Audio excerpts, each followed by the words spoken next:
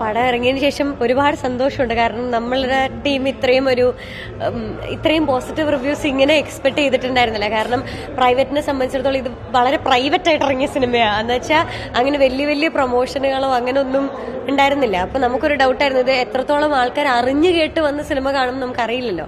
പക്ഷെ ഇത് റിലീസായി കഴിഞ്ഞപ്പോൾ ഇത്രയും റിവ്യൂസും ഓരോന്നും എടുത്തെടുത്ത് പറഞ്ഞുള്ള റിവ്യൂസ് വരുമ്പോൾ നമുക്കത് പേഴ്സണലി ഭയങ്കര അത് ഒരു വലിയ അച്ചീവ്മെന്റ് ആയിട്ട് ഫീൽ ചെയ്യുന്നുണ്ട്.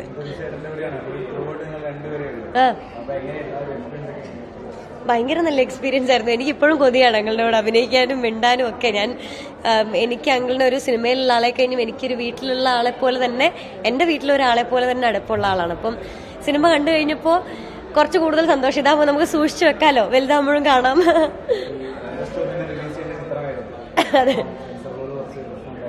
അതെ അതെ, പ്രൈവറ്റിലൊരു സ്ട്രോങ് പൊളിറ്റിക്സ് ഉണ്ട്. അത് മൊത്തമായിട്ടും ഇതിന്റെ ഡയറക്ടറുടെയും ബാക്കി ക്രൂവിന്റെ ഒക്കെ പൊളിറ്റിക്സ് ആണ്. അപ്പം ഇത് ഈ പറഞ്ഞ പോലെ ഓഗസ്റ്റിൽ റിലീസ് ചെയ്യാനിരുന്നതാണ്.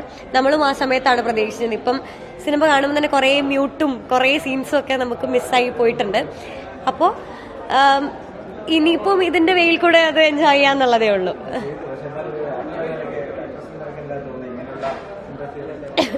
അതുറപ്പായിട്ടും ആദ്യ സമയത്ത് നമുക്ക് ബുദ്ധിമുട്ടുണ്ടായിരുന്നു. കാരണം പടത്തിന്റെ റിലീസ് ഉൾപ്പെടെ മാറ്റിയത് കൊണ്ടും കൂടിയാണ് നമുക്ക് ഈ പ്രൊമോഷന്റെ കാര്യത്തിലും ഒക്കെ എനിക്ക് തോന്നുന്നു ഇവർക്ക് ഇത്രയും ബുദ്ധിമുട്ടുണ്ടായതേ.